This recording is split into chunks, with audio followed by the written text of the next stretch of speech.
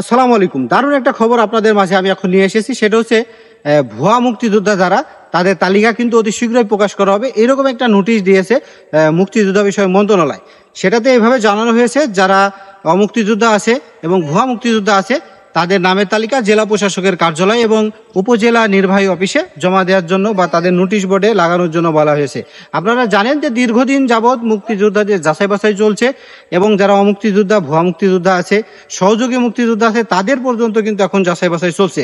আর তারই প্রেক্ষিতে যেগুলো এত পর্যন্ত যাচাই বাছাই হয়েছে, যেগুলো বাতিল হয়েছে, আমি কিন্তু এরকম একটা ভিডিও দিয়েছি এর আগে যে 8,000 ভুয়া মুক্তিযোদ্ধা বাতিল হয়েছে গেজেট বা তাদের হতে চলেছে, এটা প্রকাশ করেনি তারা কিন্তু এখন পর্যন্ত। যে কবে এই তালিকা প্রকাশ করবে সেই অপেক্ষায় কিন্তু আমরা এখন পর্যন্ত রয়েছি। যেগুলো মুক্তিযোদ্ধা এই পর্যন্ত বাতিল হয়েছে তাদের তালিকা, তো তাদের তালিকা প্রেরণ করার জন্য ইতিমধ্যে পরিপত্র জারি হয়ে গেছে।